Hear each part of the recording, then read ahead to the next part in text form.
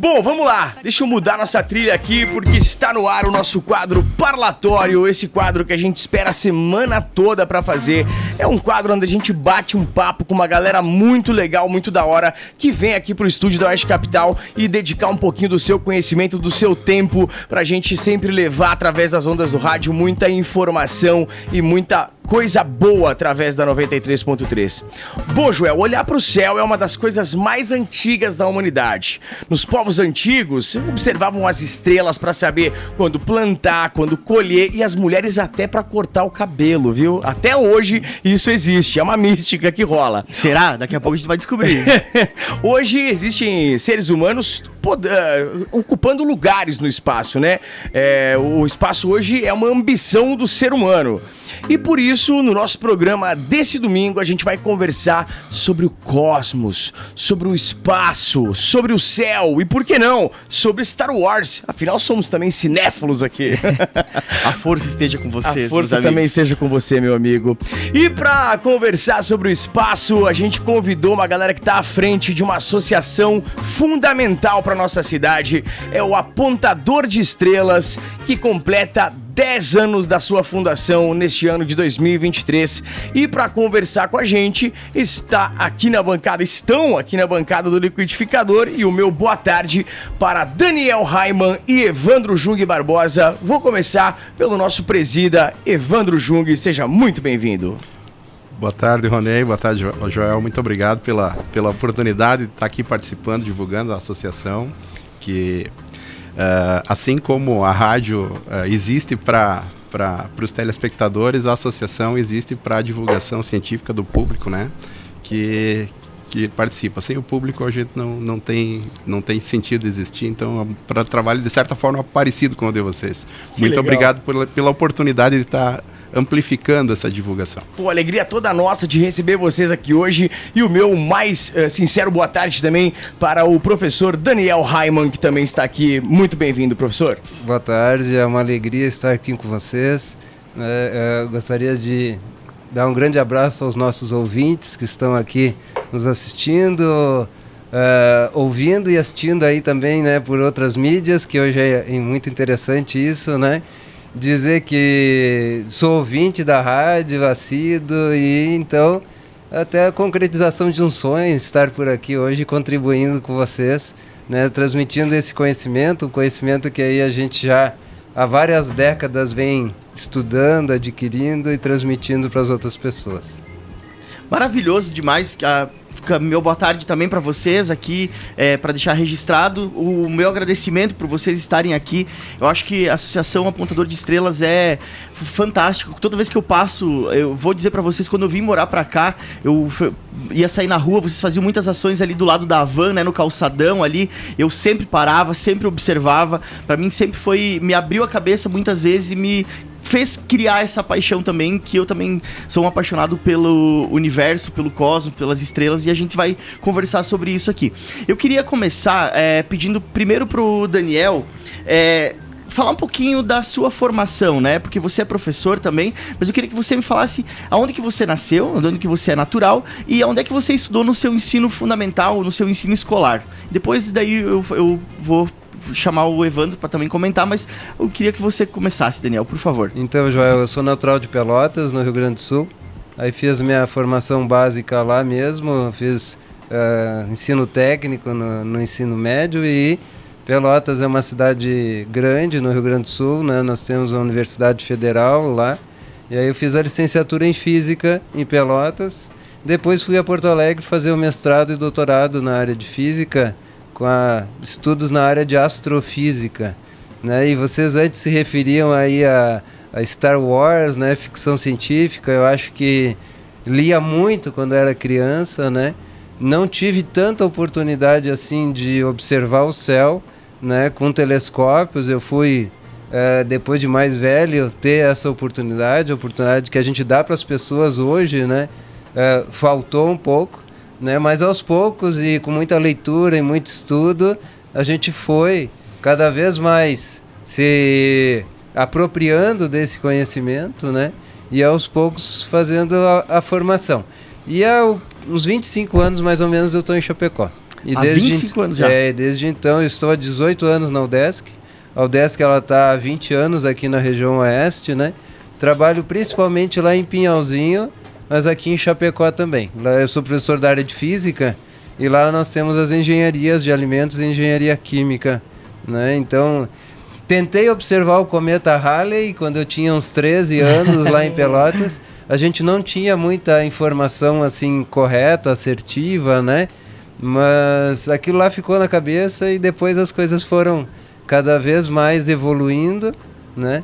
E hoje a gente faz o que a gente não teve oportunidade, que é mostrar o céu, dar cursos, né? E depois a gente vai falar um pouquinho sobre a educação básica de hoje, mas hoje a astronomia ela está muito mais presente na educação básica. Que legal. E você, Evandro, você é natural daqui? Como é que é a tua trajetória?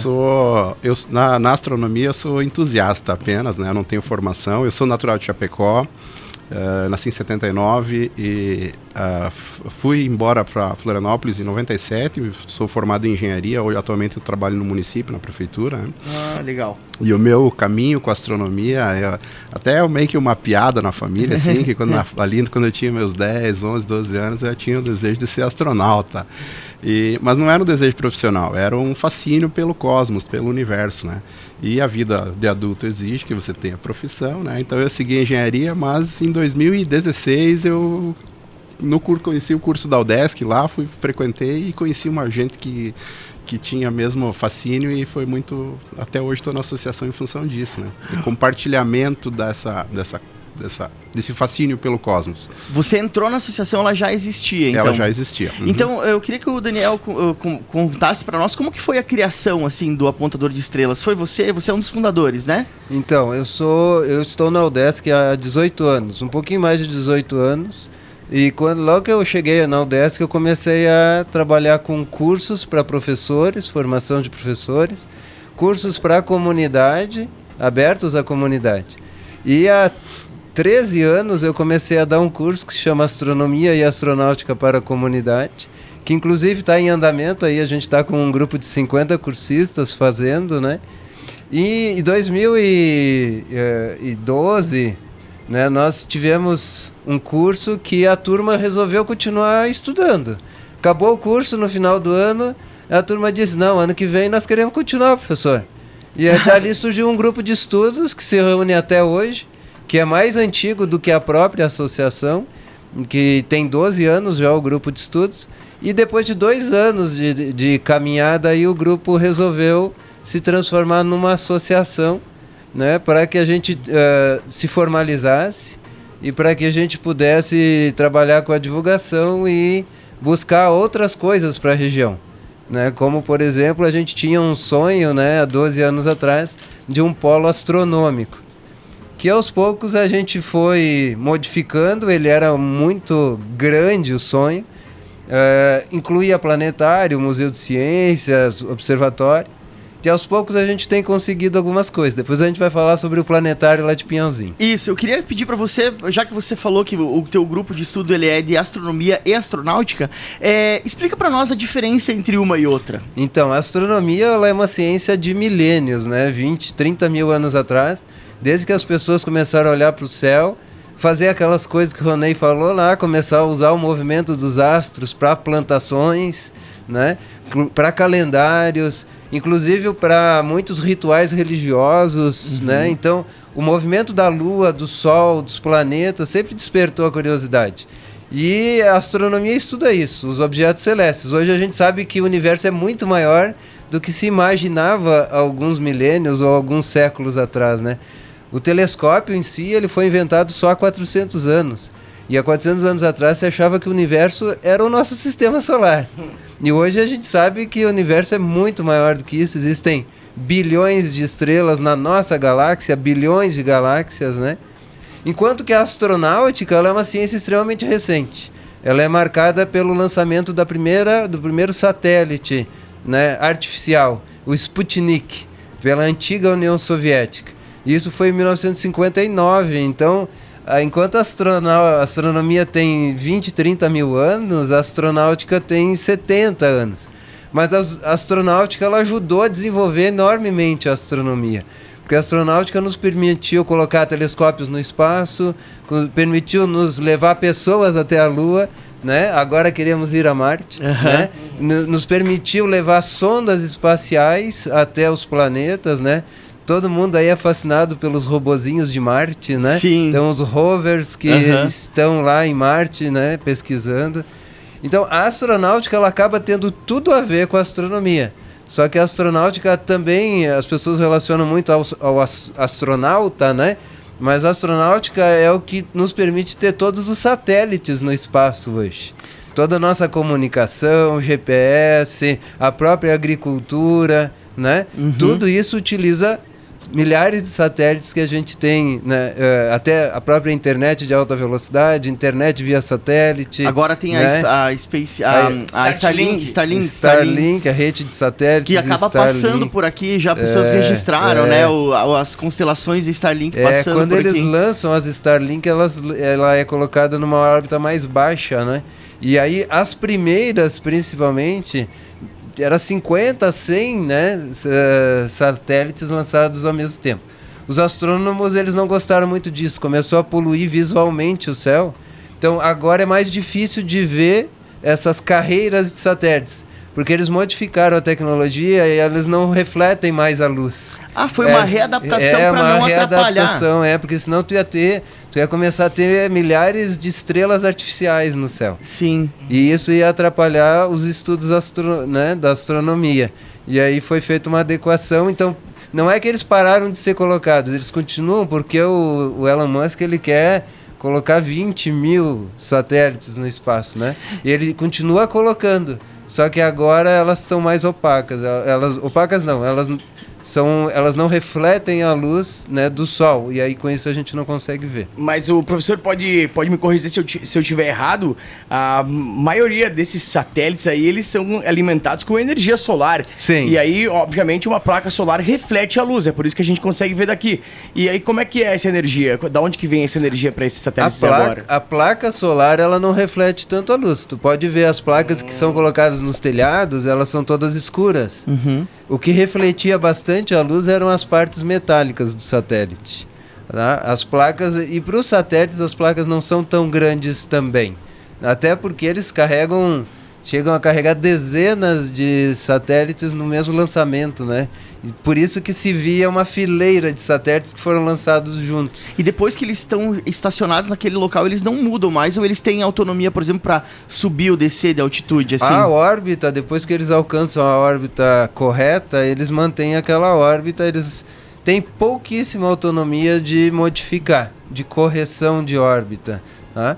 Mas eles não ficam no mesmo lugar, eles estão girando ao redor da Terra. E é uma impressão que a gente tem que os satélites ficam parados no espaço. Sim. Né? Não, mesmo aqueles que são usados para comunicação, que a gente chama de geoestacionários, que ficam na mesma posição do céu, eles estão girando, porque a Terra está girando. Para eles ficarem na mesma posição, eles têm que acompanhar o giro da Terra.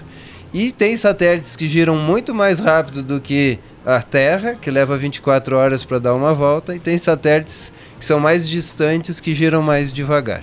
Sabe, tu estava falando ali, tu falou do primeiro satélite que foi enviado, né, que foi o Sputnik da Rússia, e tem uma curiosidade que me ocorreu, eu descobri um tempo depois, porque teve na Rússia lá, teve uma época que mandaram um cachorro, que é a Laika, né, que é famosa essa história. E eu lembro, e quando eu era criança, cara, minha avó tinha um cachorro em casa que se chamava Laika. E eu, depois que eu descobri, eu fiquei assim, meu Deus, olha como que a projeção que teve isso na época, sabe? A TV falou muito, que acabou até tendo aqui no interior de Cordilheira Alta um cachorro com o nome da Laika em homenagem à nossa querida Laika, que foi pro espaço, né, sim, cara? Isso. Muitas Laikas na época. Muitas Laikas, né, na época. É a Laika e Beethoven, né? E agora eu queria... E os brasileiros não sabem muito, mas Laika era a raça da cachorra. Ah, nem era nome? Não era o nome dela, era a raça. Da raça Laika. Mas todo mundo fala, a Laika foi pro espaço.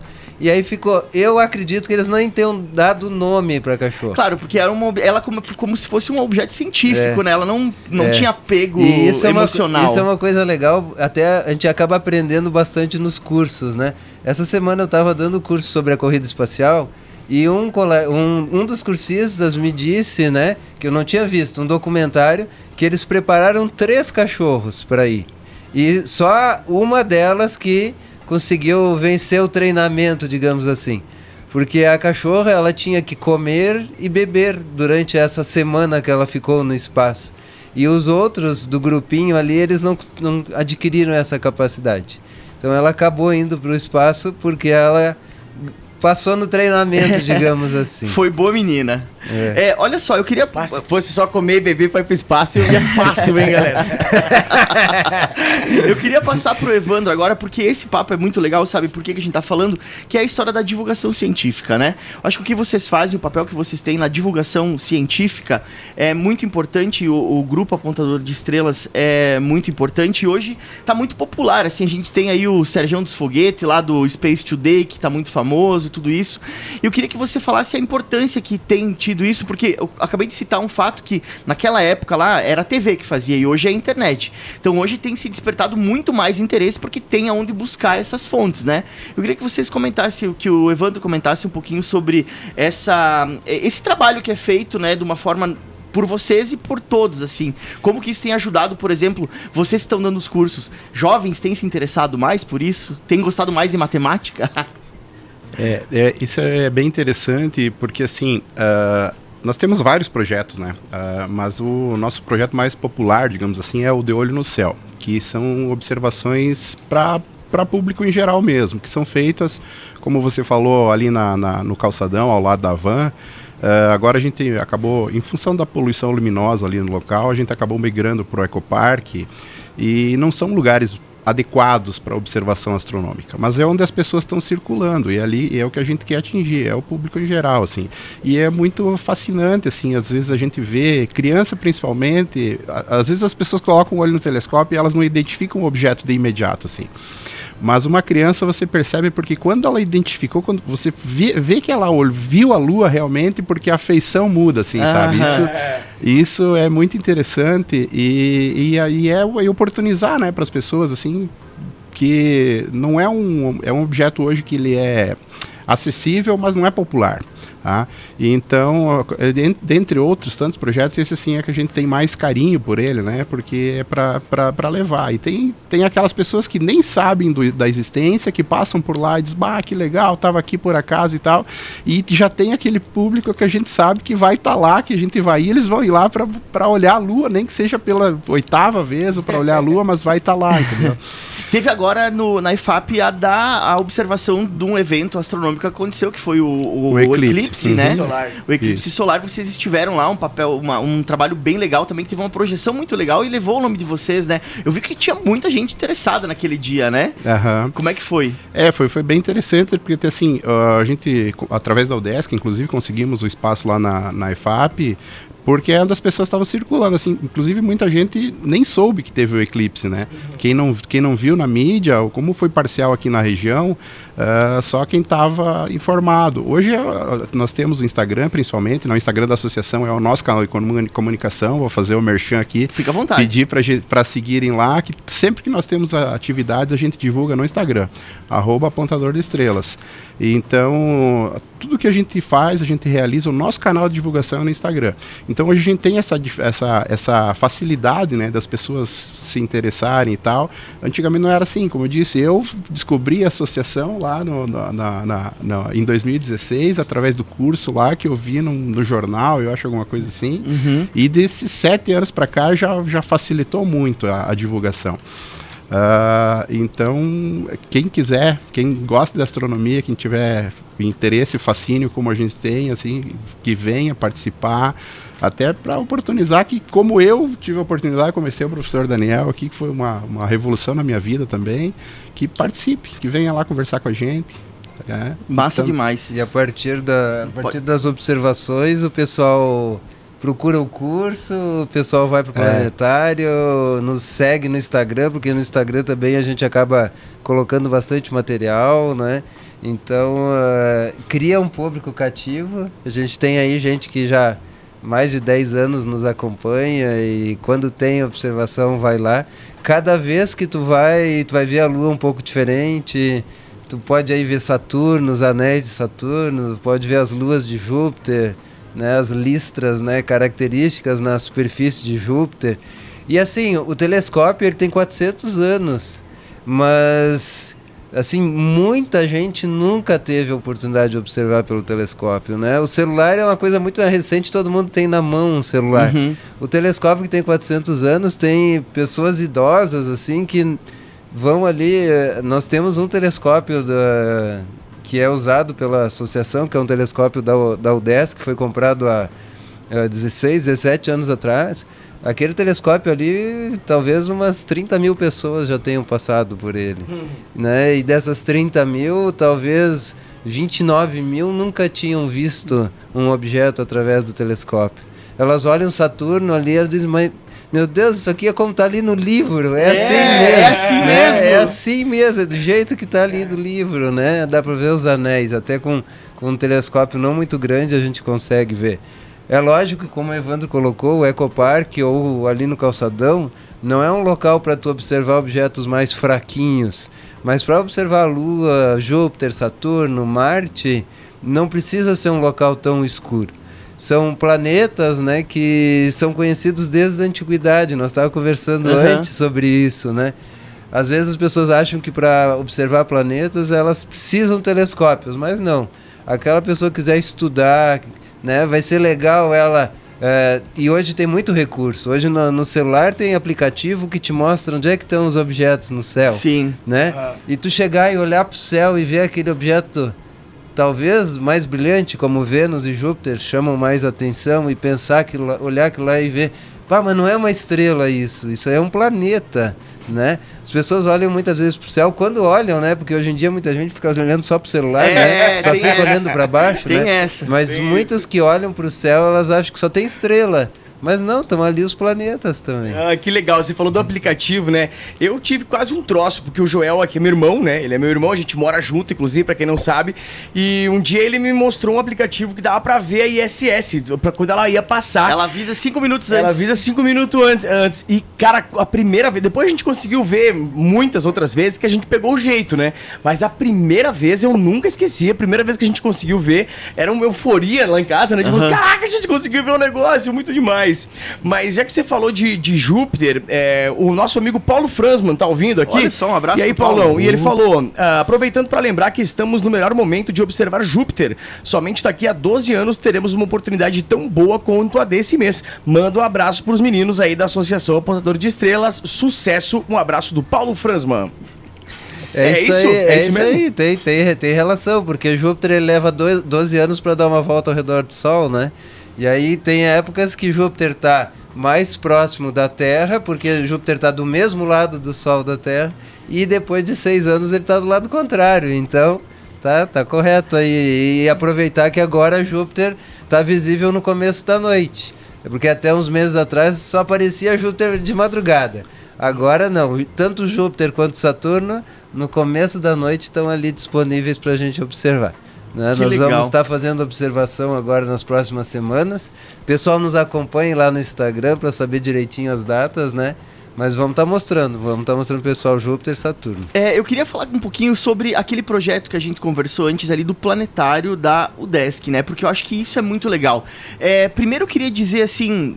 Que pena que não temos um planetário aqui em Chapecó, né? Eu acho que eu sei da luta de vocês por conseguir isso, e acabou agora, vocês conseguiram lá na UDESC em Pinhalzinho, né? Mas, enfim, deixar um apelo também, né, para quem tá nos ouvindo e puder encorpar esse coro para pedir pro poder público, porque eu acho que é importante, cara, um lugar para poder, de fato, estudar isso e para poder fazer com que as pessoas, elas se apaixonem por esse universo que a gente vive, né?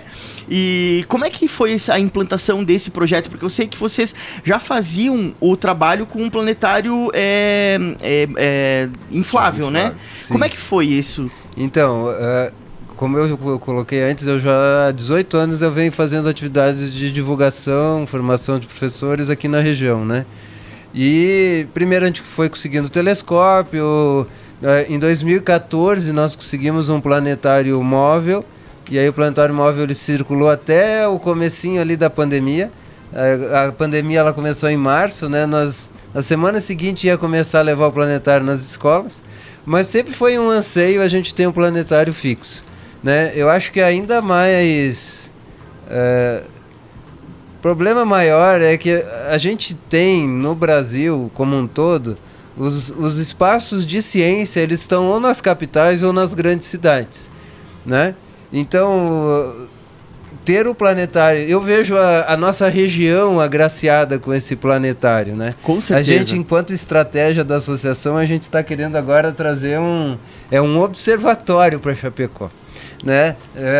Então, o que acontece? Qual que é a diferença, então, assim? vamos falar sobre as diferenças. Até o ano passado, em todo o estado de Santa Catarina, só existia um planetário, que é o planetário da UFSC, né? E agora a gente tem o segundo planetário, que é o planetário da UDESC, lá em Pinhalzinho, que em março do ano passado foi inaugurado, e um terceiro planetário em Criciúma. Um observatório, lá dentro do observatório vai um telescópio. Então, os observatórios eles trabalham com os telescópios, enquanto que o planetário ele faz uma projeção no teto do planetário. O planetário ele tem um formato de uma semisfera, né? Então, uma metade de uma esfera, grandona, lá no caso de Pinhalzinho é uma de 9 metros de diâmetro, e nós temos um projetor digital. E esse projetor digital, ele usa todo o teto do planetário como uma grande tela de cinema. Então nós fazemos uma projeção lá, e para vocês terem uma ideia, nós já atendemos mais de 20 mil pessoas. Nesse pouco período nesse de planetário tempo. de Pinhalzinho, Que foi inaugurado em março do ano passado. Não fechou 2 anos ainda. E é interessante, Joel, porque as escolas de Chapecó também estão se apropriando desse planetário. Eles estão indo para lá. Nós temos recebido muitas escolas de Chapecó de toda a região, né? A UDESC até ela acabou estrategicamente colocando o planetário lá, até no sentido de inverter um pouquinho a caminhada, né? Toda a região está acostumada a vir para Chapecó, né? Pensando estrategicamente em termos de região, é importante diversificar também. Com certeza. Então, o que acontece? Muitas escolas estão indo conhecer lá Pinhalzinho, né? É até uma coisa muito interessante que é incrível, mas tem gente que achava ainda, né? Mas deve ter muita gente que acha ainda que Santa Catarina acaba no trevo ali de Chapecó, no trevo da entrada de Chapecó. Não tem mais nada pro oeste, porque muitas escolas, né, do meio oeste ali também têm ido para lá. E até Xanxerê, Xaxim, né, Faxinal e essas regiões. E muitos professores dizem assim, mas a gente não sabia que tinha tanta coisa legal pro lado de cá também. Porque aí eles estão aproveitando conhecer outras coisas dos municípios de lá. Claro, e eu vejo que assim, é um potencial não só para as escolas, né? Mas logo você vai... Eu queria já deixar a pergunta, como que faz para inscrever um grupo? Por exemplo, se eu tenho lá um grupo de idosos de uma cidade que quer ir lá conhecer. Sabe, que nem você falou, muitas vezes as pessoas têm uma idade avançada e não tiveram oportunidade ainda de ter tá num espaço desses e se fascinar por isso, né? Então, acho que como que faz para poder chegar lá? Nós temos, durante a semana, nós recebemos as escolas e grupos que nos procuram. Nós já recebemos, nesse ano e quase 2 anos, aí muitos grupos de idosos, né? Nós recebemos muitos grupos da assistência social de diversas cidades, inclusive do Paraná, do Rio Grande do Sul, né? Então, nós temos um e-mail, né? Esses grupos, a solicitação é feita através do e-mail do planetário, que é planetário.cel, que é a sigla do nosso Centro de Educação Superior do Oeste, né? Então, planetário.cel@udesc.br. Aqueles que não pegaram aí o e-mail podem entrar no Instagram do próprio planetário ou no Instagram da Associação Apontador de Estrelas, né? O próprio planetário ele tem um Instagram, que é Planetário UDESC Oeste. Nós, durante a semana, recebemos praticamente todos os dias, né, grupos. Nós já estamos com a agenda lá para dezembro agora, né? Já está quase fechando a agenda desse ano. E um sábado à tarde por mês nós temos recebido a comunidade em geral, pessoas que vão com a família lá. E aí na segunda-feira anterior nós abrimos inscrição para o sábado. Nós vamos ter agora, já deixo o convite aqui pro pessoal, 9 de dezembro à tarde, sábado à tarde, nós vamos estar com o planetário aberto ao público em geral. Na segunda-feira anterior feitas as inscrições. O planetário ele tem lugar para 56 pessoas, então muitas vezes as escolas vão com até mais de uma turma, né? Porque é um espaço legal lá. Nós tínhamos o planetário móvel, né? O móvel ele era acanhado, assim, o pessoal tinha que ficar deitado em colchonete, né? Não é assim, nesse período que é muito quente, o planetário móvel ele constantemente fica jogando ar quente para dentro, então mesmo que tu tenha um ar-condicionado não ficava assim muito agradável. Então as sessões do planetário móvel elas eram sempre mais curtas, de 30 minutos no máximo. Nós temos escolas lá que tem ficado 2 horas no planetário lá em Pinhalzinho. A galera porque gosta. aí são vários filmes adequados a cada idade e depois ficam lá dependendo das turmas, principalmente os menores que gostam de perguntar mais. Os maiores eles já são mais envergonhados, né? Mas os menores... Chega o horário do ônibus vir embora, eles ainda estão lá fazendo pergunta. É por isso que a gente se dá bem com criança. A gente pensa igual, né, Eu ficaria lá. Só fazer um registro que o Daniel falou, abre lá nas inscrições no Instagram do Planetário e as sessões abertas ao público esgotam em poucas horas. Eu já perdi a oportunidade de ir porque em poucas horas acabam esgotando. Evandro, eu já queria aproveitar, Ronei, já que o Evandro... A galera tá pedindo aqui como se associar na associação do Apontador de Estrelas. Chama no Instagram. Chama no Instagram, nós temos, eu tenho os links lá, inclusive para o grupo de WhatsApp da própria associação, não dos associados, mas o grupo da Apontador de Estrelas, que é para o público em geral mesmo, que quiser trocar ideia, participar, receber informações e tal, tem um grupo geral. E geral que é de aberto para todo o público. O link está lá no nosso Instagram. Legal, aproveitando já que a gente está falando do Apontador, eu queria falar sobre as realizações que vocês fazem, já pro Evandro, né? Vocês fazem aulas públicas, e como que as pessoas fazem também para se inscrever? Tem que acompanhar ali, né? E queria que você dissesse também, assim, falou já que já tem algumas programadas, né? Mas como que funciona, assim? Como que é? As pessoas, elas vão lá, elas têm uma introdução antes, vocês falam, explicam um pouquinho, mostram... As aulas públicas, qual que é a diferença, né, entre as aulas e as observações? A associação é de livre associação, né? Qualquer pessoa que tiver interesse, ela pode nos procurar via Instagram, via WhatsApp lá. Mas assim, o grande canal de entrada, assim, que as pessoas se entusiasmam e realmente acabam participando, é através do curso da UDESC, né, que nós somos parceiros, né, a gente dá um suporte para a UDESC, o curso é da UDESC, porque a instituição de ensino é a UDESC, não é a associação. Então, assim, os associados que a gente sabe que são os mais assíduos e que acabam ficando, são aqueles que entram através do curso. Como aconteceu comigo. Entram através do curso, vão participando, vão se integrando e tal, a gente vai fazendo amizades, inclusive, né? Hoje a maior parte dos meus amigos são os apontadores. E, então, assim, é principalmente via... Mas nos chame no Instagram que a gente e tem bastante gente que entra na associação e depois faz o curso também, né? Porque o curso ele é no 2º semestre do ano, né? Mas nós temos o grupo de estudos também, né? A gente não chama de aulão, a gente chama de o grupo de estudos, que é um grupo que se reúne uma vez por mês, né? E esse é aberto ao público, esse a gente convida no Instagram também, não precisa fazer inscrição, tá? O grupo de estudos não precisa fazer inscrição. As sessões abertas, né, de observação, não precisa fazer inscrição, né? Só o curso que é no 2º semestre, que aí a gente abre um espaço ali, um período de inscrições, mas é um curso gratuito também, né? É um curso de 30 horas, começa normalmente ali por setembro e vai até dezembro. Mas o principal canal aí é o Instagram. Nos chamar no Instagram, aqueles que gostam de astronomia, né? Nos chamem ali no Instagram e o primeiro grupo de estudos que tiver, a primeira atividade de observação, né? No grupo de estudos é legal porque as pessoas têm a oportunidade de falar por que gostam, de trazer os temas que querem estudar, Isso né? é curioso e eu queria já aproveitar e pedir também, porque eu acredito que possa ter rolado nesses grupos de estudo. A gente tem uma coisa que nos conecta a todo mundo, é o céu, né? Todo mundo tem o mesmo céu, mas olhar para o céu de diferentes lugares é diferente também, né?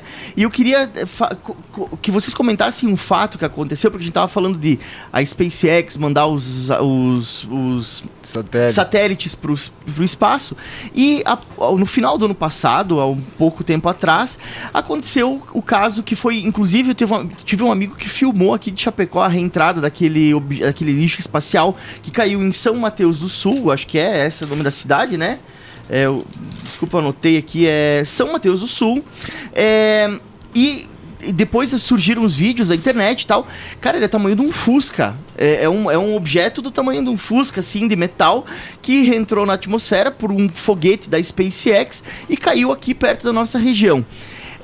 Queria que você, se tiver alguma informação a mais do que isso, sabe, passasse pra gente e dissesse também se é comum, ou se a gente vai começar a ver mais disso, se foi um acidente, se podia ter acontecido algum tipo de tragédia, alguma coisa nesse sentido, né, cair em cima de uma casa. Pegando teu gancho aqui, a audiência já mandou a pergunta também. Ricardo Maciel falou: a estação pode cair na Terra nos próximos anos? Então a gente tá num perigo iminente aqui, professor, ou não? Então, os satélites, eles têm um período de uso, né? A própria estação espacial tem um período de uso. Os próprios foguetes, quando são lançados, eles se tomam o cuidado deles caírem em locais apropriados, né? Então, não é comum um objeto desse tamanho chegar na superfície da Terra por vários motivos, né? Quando nós temos um satélite ou uma estação espacial que é desativada, ela vai reentrar, em geral ela vai reentrar na Terra, ela não vai ficar vagando lá no espaço, né? Só que ela vai ser colocada, a reentrada, para uma determinada região no Oceano Pacífico, né? Que é um ponto onde eles jogam todos aqueles objetos que eles sabem que não vão desmanchar, porque a maior parte dos pedaços de foguetes, né, que reentram na atmosfera, eles são desmanchados, porque eles pegam atrito com o ar, a resistência do ar esquenta muito esses objetos e eles desmancham. Então é muito incomum um pedaço de foguete ele sobreviver a uma reentrada, né? Esse foi o primeiro registro que se teve? Não, já existem registros, mas é incomum sobreviver à reentrada, e é mais incomum ainda cair na Terra. E felizmente nunca caiu numa cidade povoada, digamos assim, tá? Porque a superfície da Terra ela tem muito mais regiões de água do que regiões de terra. E então é muito incomum cair realmente numa região de terra. A estação espacial, quando ela for desativada, vai ser programada para cair nessa região do Pacífico. Ela não vai cair inteira, ela vai desmanchar uma boa parte dela, porque os objetos, para reentrar na atmosfera inteiros, eles precisam ter toda uma preparação para isso, né? Nós temos ali as cápsulas que levam os astronautas até a estação espacial. Quando ela reentra, né, na atmosfera, ela tem toda uma capa protetora contra o calor, né, da reentrada, e aí ela sobrevive. É muito difícil um pedaço grande assim, né, chegar na superfície da Terra. O que será que fizeram com o pedaço? Eu fico curioso, cara. Eu queria saber. Foi recolhido, foi né? Recolhido foi recolhido. Por quem? Tipo, por uma agência espacial brasileira? Provavelmente foi recolhido por algum órgão governamental militar. E aí deve ter sido... Foi identificado depois que era um pedaço de foguete da SpaceX, né? Provavelmente deve ter sido enviado de volta para a SpaceX. Eles devem ter levado... Talvez tenha ali segredo industrial também, né? Porque tem coisas ali que... O material. o material, tudo isso, né? Imagina o Elon Musk recebendo o e-mail, né? Ó, a gente tem uma entrega pra você aqui de São Mateus do Sul, aqui, seu Elon. Pedaço de foguete. Pois é, né? Mas olha só, então já que você falou que é muito difícil dos materiais eles sobreviverem, né? Nessa passagem, eles geralmente se deterioram, né? No espaço. Desintegram. Se desintegram. E muita gente tem a mística, né? De fazer pedidos para as estrelas cadentes. Como é que a gente sabe a diferença de uma estrela cadente de um detrito de lixo? Porque muita gente aí deve estar ouvindo a rádio agora, deve ter feito um pedido para um pedaço de lixo. A estrela cadente, tem alguns nomes na astronomia que são um pouco ruins, né? E estrela cadente é um desses, que é um nome popular e que dá a ideia para as pessoas de que é uma estrela, né? Só que as estrelas, o Sol é uma estrela, né? Então as estrelas são milhões de vezes maiores do que a Terra, não poderiam estar caindo na Terra. Então, na verdade, a estrela cadente é um fenômeno que a gente chama de meteoro, né? Que é a entrada de um pedaço de rocha na atmosfera. E normalmente o que acontece? O lixo espacial, ele entra mais rápido e ele logo desmancha com uma explosão, alguma coisa assim. E a estrela cadente, né, ou o meteoro, ele acaba deixando um rastro mais longo, normalmente mais longo, né?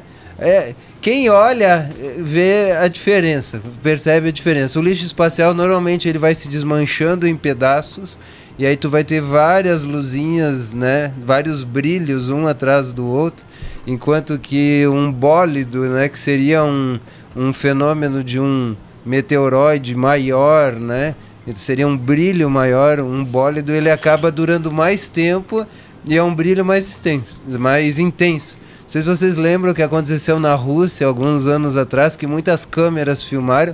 Ficou dia. Ficou praticamente um sol, o brilho igual de um sol, né?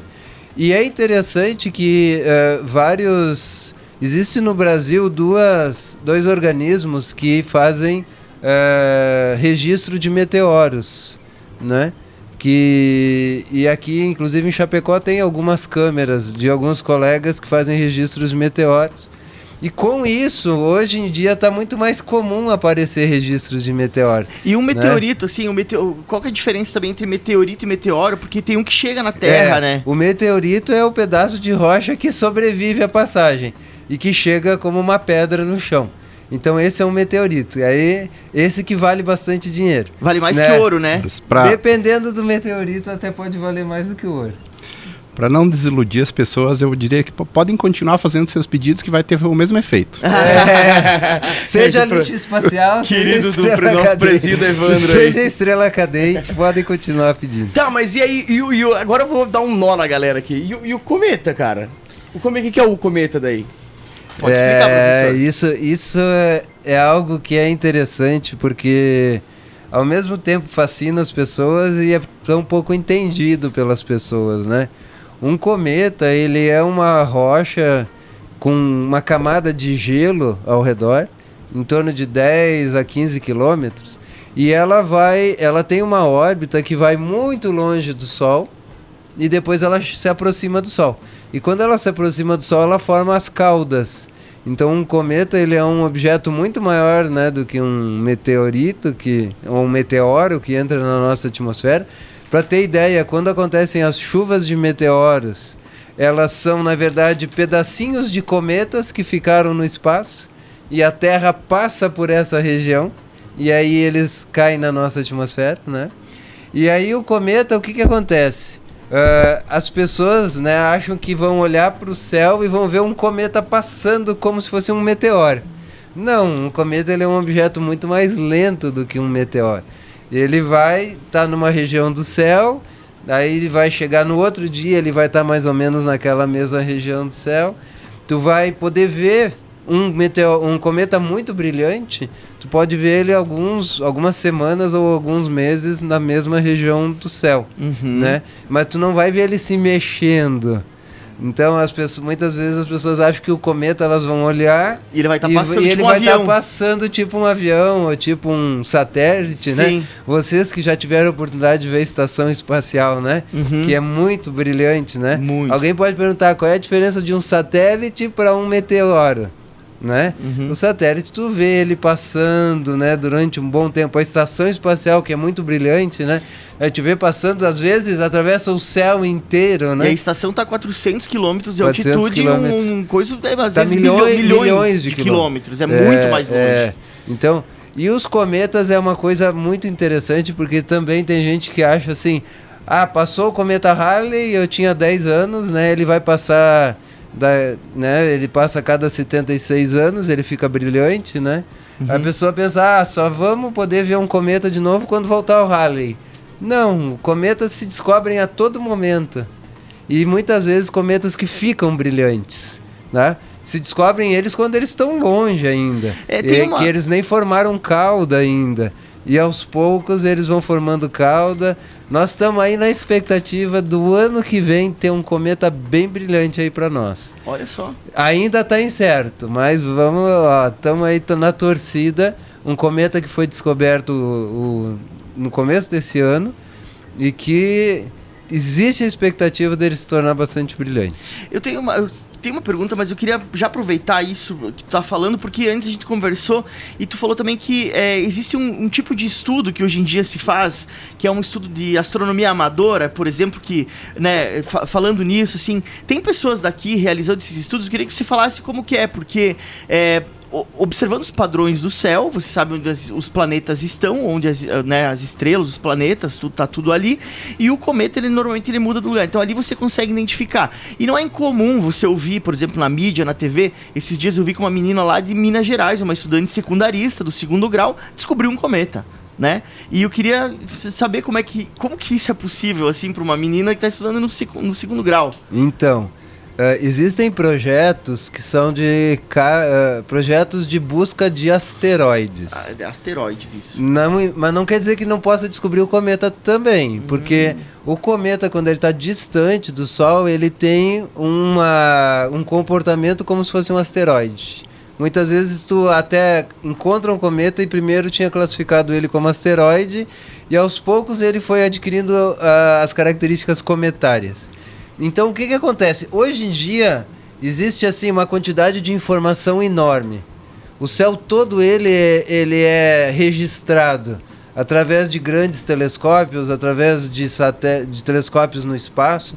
Então esses grandes organismos internacionais como a NASA, a Agência Espacial, a Agência Europeia de Astronomia, eles têm muito material. E eles lançam, só que eles não têm tanto cientista para analisar esse material.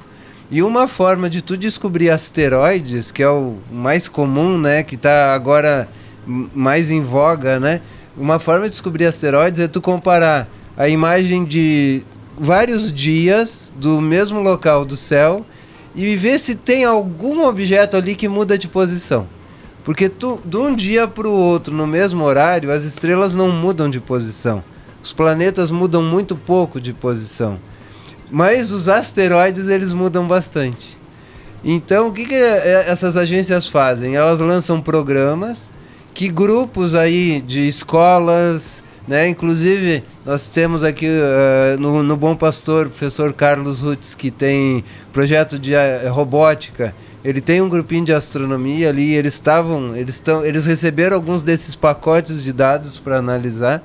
Então, as crianças, inclusive crianças de 7, 8 anos, né? Alguns casos aí a gente tem de caçadoras de asteroides muito pequenininhas, né? Não estão nem na idade escolar ainda, ou estão começando a escola e já entraram nesses programas, né? O que eles fazem? Eles ficam passando as imagens e vendo, olhando mesmo. Será que tem alguma coisa aqui que está se mexendo? Vai e passa assim horas e horas passando imagens e quando encontra, marca aquilo ali e relata. Aí aqueles casos que eles encontraram, aí sim grandes telescópios vão observar. E se confirmar, está descoberto um asteroide. E quem bota nome no asteroide? É tipo no... É a pessoa que descobriu. Eu vou ter que começar a fazer. Eu quero muito descobrir um asteroide para botar o nome. A pessoa que descobriu pode nomear. Esses são projetos... Qual que seria o nome do asteroide? Eu fiquei curioso pra saber. Liquidificador, já que estamos aqui, né? Fica fácil. A gente tem que homenagear alguém. Não. Aqui no Brasil também tem algumas pessoas que são astrônomos amadores, mas que investem um pouco mais, e tem alguns observatórios com telescópios não grandes como os telescópios profissionais, né? Mas telescópios de menos de 1 metro, com espelho menor de 1 metro de diâmetro, mas são de pessoas particulares. Em Minas Gerais a gente tem um grupo ali que fazem e já descobriram cometas. Já descobriu até cometas. Até cometas. Que legal. A gente tá falando então de asteroides, meteoros e tal, e tem um caso aqui da nossa região, que fica próximo daqui, que é a cidade de Vargião, né? Que é praticamente feita dentro de uma cratera de um asteroide. De um asteroide. Eu queria que você falasse, porque você deve conhecer mais a história do que eu. Sim, Vargião a gente conhece.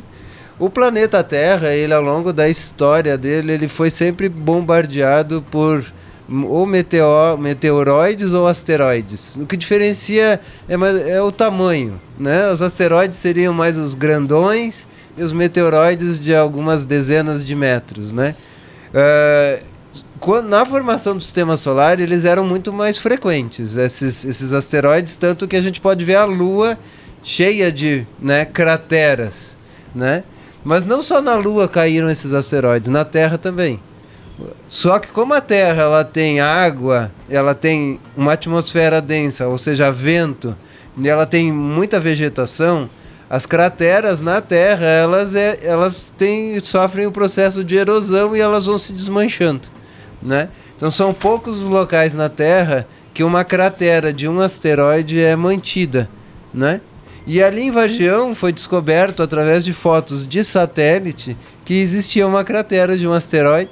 Se eu não me engano, há 70 milhões de anos atrás, eles fizeram essa datação, né? Uhum. E tu tem ali, né, a cratera do asteroide, escondida com muita vegetação, porque está toda ela coberta com vegetação, né?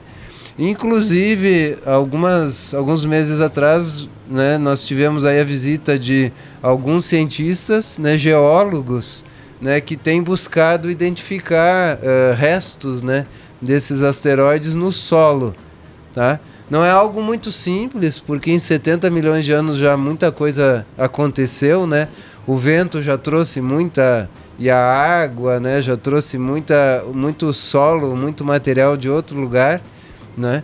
Normalmente o asteroide, quando ele forma uma cratera, ele acaba levantando muito solo para o espaço e depois volta, né? E acaba cobrindo isso também, né? Mas existe esperança. Se eles estão buscando é porque existe esperança. Existem algumas, não sei se dá para dizer algumas lendas, ou, né? Alguns que trazem ali, né, de algumas propriedades terapêuticas diferenciadas do solo. Não sei se vocês já ouviram falar ali naquela região. Da água, que possa ter. Se eu puder contribuir com uma curiosidade, digamos Claro. assim, não é uma informação técnica, mas já tinha um filósofo antigo grego, Protágoras, que dizia assim que o homem é a medida de todas as coisas, né? Isso, eu gosto de pensar isso na área da astronomia, era num contexto filosófico e tal da época, mas eu gosto de pensar isso na astronomia porque, assim, nós estamos falando de um evento há 80 milhões de anos atrás. Então, assim, o contexto filosófico era assim, que a gente percebe as coisas da nossa perspectiva. E se tu pensar assim, 80 milhões de anos, em escala astronômica, em escala cósmica, é hoje de manhã. Entendeu? Então, assim, para nós, para a escala humana, parece que é um tempo incalculável, né? Uhum. Mas em escala astronômica, isso aí, como eu disse, é hoje de manhã. Isso acontece o tempo todo, digamos assim. A nossa existência é que é um piscar de olhos no tempo do universo, né? Então, assim, 80 milhões de anos é ontem, né, Daniel? Então ainda existem possibilidades de se encontrar alguma coisa. Não, assim. e existem pesquisas, cientistas que ainda buscam, né? Na verdade, já se descobriu várias coisas e estão tentando aprofundar algumas. Mas é certo que é uma cratera de um asteroide, isso definitivamente é correto. Mas se for pela profundidade, tem outro em Ceará, né?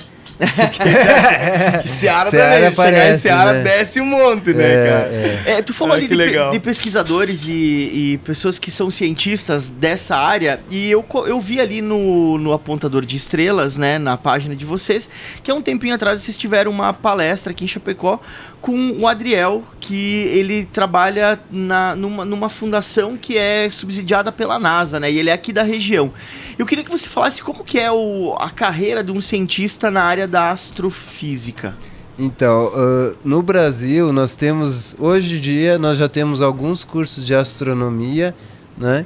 Mas, em geral, os astrofísicos no Brasil, a formação é na área de física, né? A minha formação é na área de física, eu fiz licenciatura em física, depois o mestrado e o doutorado em astrofísica. O Adriel, né? Falando então de alguém aqui de Chapecó, né? Ele era da Associação Apontador de Estrelas, ele foi fazer licenciatura em Física no IFC, em Concórdia, no Instituto Federal Catarinense, em Concórdia, né? Depois ele fez um mestrado em Curitiba, uma parte do mestrado na Tchecoslováquia, e agora ele está fazendo doutorado na Universidade do Colorado, nos Estados Unidos, né? E ele está trabalhando com raios cósmicos. E assim como ele, a gente tem, eu estava comentando contigo antes, né? A gente tem uma ex-cursista aí do nosso curso de Astronomia e Astronáutica, que agora está fazendo Engenharia Aeroespacial nos Estados Unidos também, né? Agora nós temos um curso de Engenharia Aeroespacial em Joinville, na UFSC, em Joinville, né? Então o pessoal que quer estudar essa área, ou busque os cursos de Física, que nós temos aí na região, né? O Porto Alegre, ou Concórdia, que é o mais perto, é uma universidade pública, né? Ou aí acaba tendo que ir um pouco mais longe, Rio de Janeiro, São Paulo, tem os cursos de astronomia, né? E só puxando o gancho, assim, em relação à minha formação de infância, né? Hoje a astronomia está presente em toda a educação básica. O currículo nacional, né, a base curricular nacional, ela traz astronomia desde o primeiro ano do ensino fundamental. Então hoje essa curiosidade das crianças em estudar astronomia, ela tem que ser contemplada em sala de aula. Com certeza. Né? E aí, só que os professores não têm formação. Então esse é um dos objetivos nossos, da própria UDESC, da própria Associação Apontador de Estrelas, está dando a formação para os professores. Nós temos feito eventos de formação de professores, cursos de formação de professores, né? Então aqueles professores que estão nos ouvindo, né, e que procuram por essa formação, também podem buscar a Associação Apontador de Estrelas, buscar o UDESC, o Planetário Digital UDESC Oeste em Pinhalzinho, né, que vão estar tendo um local onde eles podem buscar essa formação. A nossa região ela é privilegiada em relação a outras regiões. Eu acho que essa caminhada aí de décadas que a gente vem fazendo nos trouxe a um patamar que os professores têm onde buscar a formação, os estudantes da educação básica têm aonde ser levados, né? O planetário está lá à disposição, né? E nós estamos na luta aí numa parceria com a Universidade Federal da Fronteira Sul, da gente conseguir um observatório ali no nosso campus da Fronteira Sul. Seria maravilhoso, estamos começando, né? a conversar com a reitoria, com alguns professores lá. Vamos aos poucos cobrir todas as áreas possíveis, né? Talvez a gente não consiga aquele complexo astronômico que a gente sonhou há 15 anos atrás, mas que a gente consiga ter os espaços de referência para que as escolas da região possam levar os alunos. Muito legal. A gente já está meio que se encaminhando também para os nossos finalmente, e eu tenho uma pergunta que eu não poderia deixar de fazer para vocês, obviamente, mas que é uma pergunta que foge um pouco do tema, talvez ou talvez não. É aquele clichê romântico, né? É isso, mas vocês acreditam em vida extraterrestre? Primeiro o professor e depois o Evandro. Então, é feita muita pesquisa séria nesse sentido, né? É lógico que existe toda uma área ufológica, né? Sim. Mas tirando a área ufológica, existe a busca pela vida, né, fora da Terra. Até para entender como que existe vida na Terra, né? Então, existem, no nosso sistema solar, existem coisas como, né? O que precisa para existir vida, né? E no sistema solar parece que as condições elas estão aqui na Terra, né? Talvez em algumas luas de Júpiter, algumas luas de Saturno, possa existir condições de... Se nós descobrirmos micro-organismos que estão vivos ou fósseis, para a ciência já seria algo assim extraordinário, né? Agora, se tu me perguntasse se eu acredito que existem extraterrestres, Vida inteligente, que eles né? estão aqui entre nós, o universo é enorme, né? Com a tecnologia que a gente tem hoje, para chegar na estrela mais próxima, nós levaríamos 20 mil anos, né? A viagem interestelar é algo que, para a ciência que a gente conhece, não é possível, né? Então, por um lado, a gente tem um universo imenso, que seria um grande desperdício não existir vida em outros lugares, né? Mas, por outro lado, a gente conhece a trajetória até existir a vida na Terra, e a gente sabe que muitas coisas aconteceram, que se não tivesse acontecido, não existia vida na Terra hoje. Inclusive vida inteligente, né? Se lá há 100 milhões de anos não tivesse caído um asteroide que tivesse matado os dinossauros, nós não estaríamos aqui hoje. Estariam ainda os dinossauros. Exatamente. Né? Então, é muito provável que exista vida em outros lugares desse universo. E a gente está buscando por isso. Evandro, você que também é um observador aí do céu. É o mesmo conceito que eu falei antes, né? O homem é a medida de todas as coisas.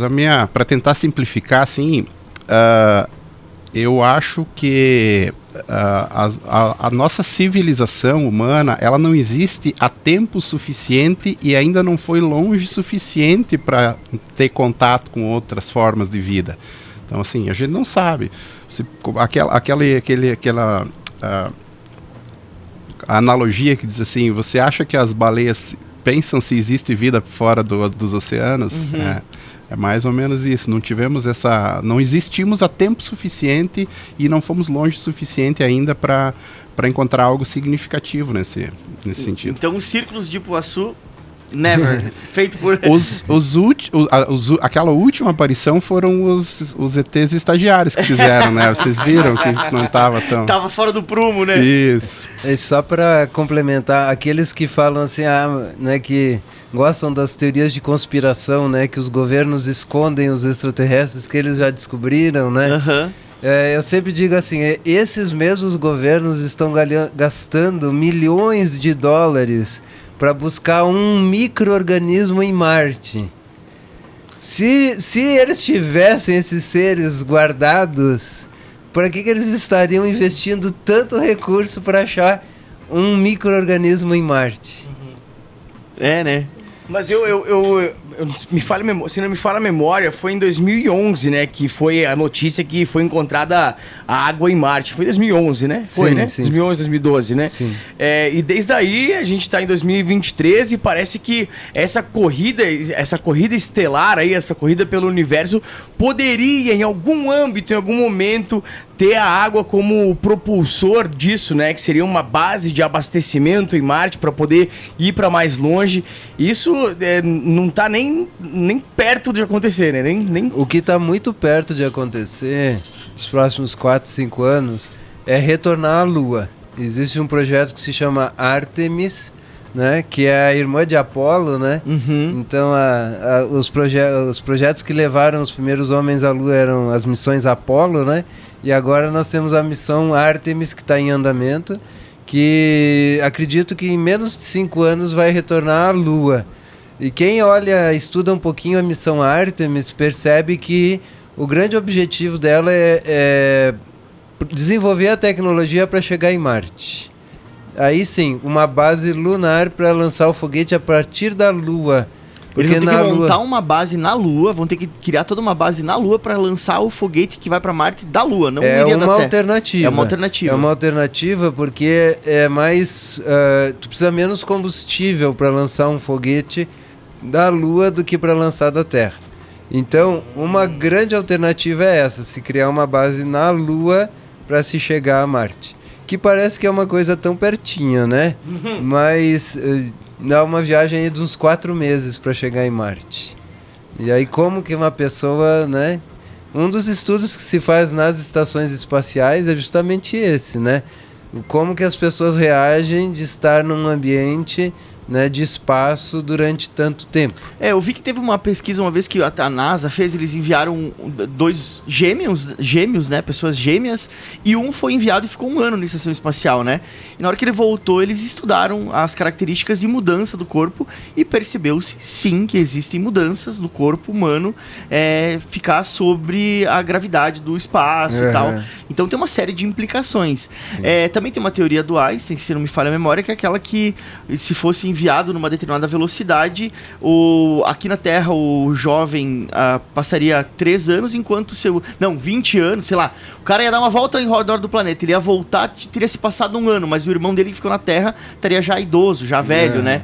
É a questão da relatividade Mas, enfim, são as teorias e às vezes fica até... Quando é que tu foi para o espaço mesmo? Tá com essa carinha de acabades. Me diz quanto que tá nosso tempo aqui, Rony, porque eu queria mais uma perguntinha. Claro, olha só, estamos agora batendo 1 hora de entrevista com a galera da associação. Passou voando, porque esse assunto nos interessa demais, foi muito rápido, legal. Muito legal. Mas, claro, cara, se o Evandro, nosso presida, e o Daniel estiverem ainda dispostos a conversar, a pergunta tá liberada. Porque é sobre, justamente, a gente tá falando numa rádio, né, e eu comentei contigo antes, eu tava lendo sobre a Voyager, que é aquela sonda que foi enviada em 77, que é uma sonda que foi enviada num projeto do Carl Sagan, que é um cara, também um divulgador científico super importante, que eu acho que fez muitas pessoas... Eu sou um apaixonado por essa área, por ter visto os vídeos dele, a série Cosmos, né? Então eu comecei a gostar dessa área pelo Carl Sagan, e essa sonda, ela foi mandada com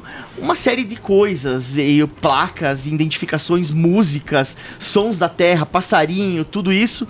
Mas o que eu queria falar sobre ela é que ela parou de se comunicar em 2020, depois do período ela voltou a se comunicar, né? E ela se comunica por rádio, cara, que é exatamente o mesmo jeito que as pessoas estão nos ouvindo em casa. É uma onda, é uma coisa física e parece mágica, mas não é. Eu queria que você falasse pra nós como que é essa coisa, por exemplo, uma sonda que tá a 30 bilhões de anos de distância da Terra, ainda enviar mensagens que consigam chegar e ser decodificadas. Sim, 30 bilhões de quilômetros. De quilômetros da Terra. Então essas sondas Voyager, elas são os objetos que estão mais distantes da Terra, né? Elas foram lançadas para estudar Júpiter, Saturno, Urano e Netuno, e só que elas também seguiram viagem, elas passaram por esses planetas, e o objetivo delas hoje é medir até onde vai o sistema solar, até onde principalmente chegam os raios cósmicos que saem do Sol e que vão em direção ao infinito, né? E toda a sonda, todo satélite vai se comunicar com as estações na Terra através de ondas de rádio.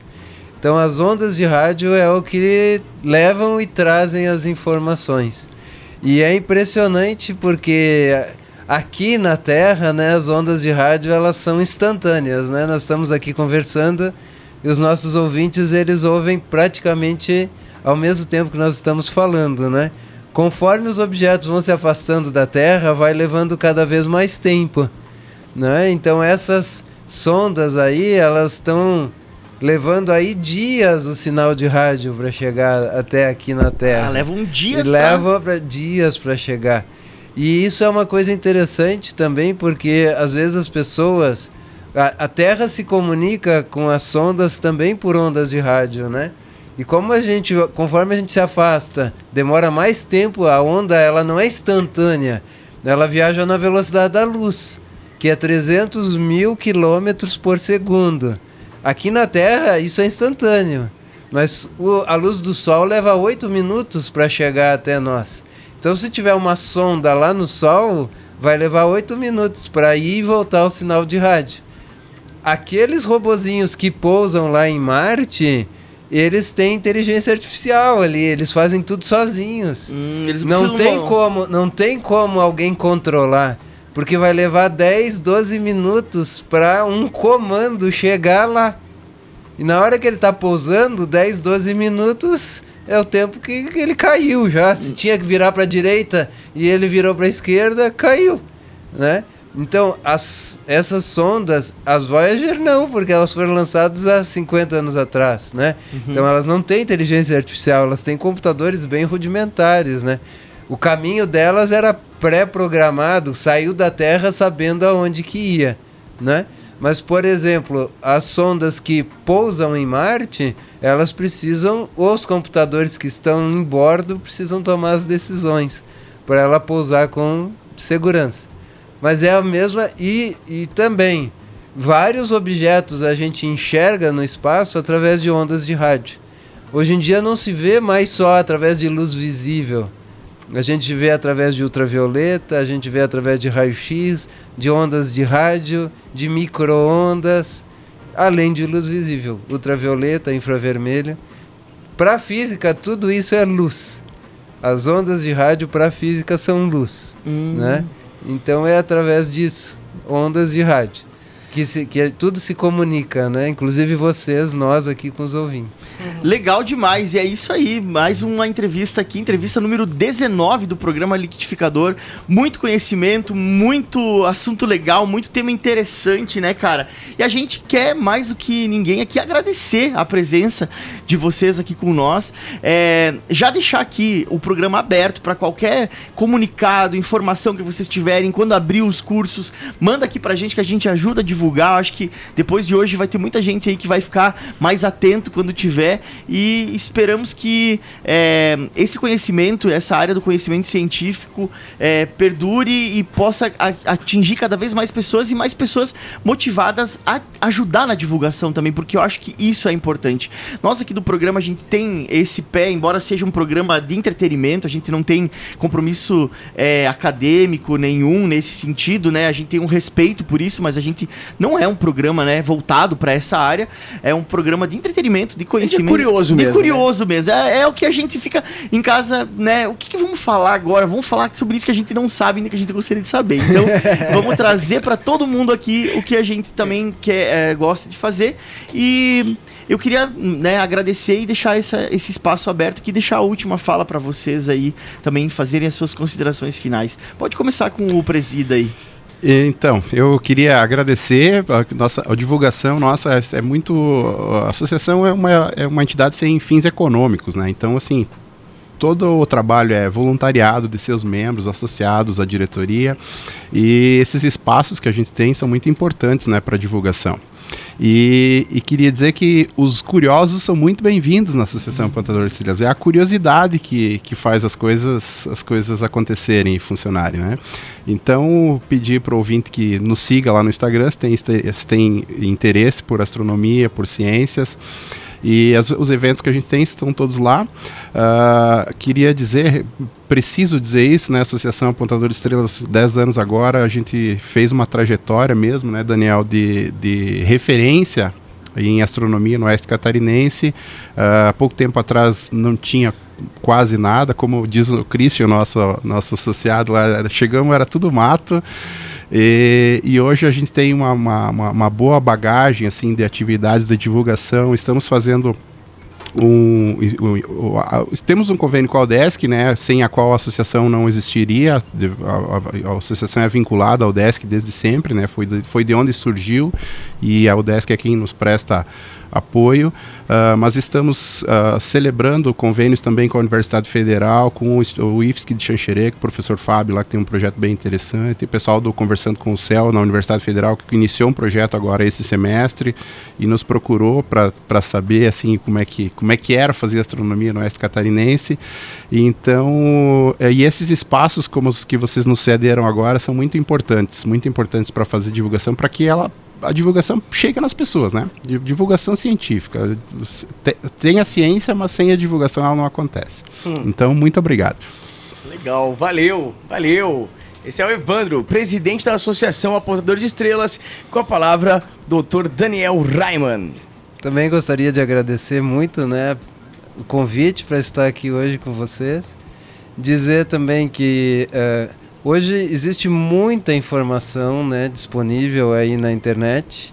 Por um lado é bom, mas por outro lado a gente tem que saber filtrar, né, o que é a informação correta, né? Então desconfiem sempre, né, busquem se aprofundar, não fiquem nas manchetes, né? Porque muitas vezes a manchete diz uma coisa e depois o texto não diz aquilo e traz com mais detalhes, né? E nesse sentido colocar tanto a Associação Apontador de Estrelas quanto a UDESC à disposição das pessoas que quiserem estar se aprofundando mais, quiserem tirar dúvidas, quiserem buscar locais de referência, né? Então, assim, muito obrigado, eu desejo um bom domingo, final de domingo a todos, né? Uma boa semana aí, agora estamos quase indo ao fim do ano, né? Então, um abençoado aí Natal, um bom ano novo para todo mundo. Valeu, muito obrigado, professor Daniel Raimann. E a gente conversou aqui com o pessoal do @Apontador de Estrelas, essa associação legal aqui da nossa cidade. Daqui a pouco a gente está de volta para trazer o sorteio de hoje, mas agora fiquem com este pôr do sol e o som em Lisboa, Relógios de Sol. Aproveita aí.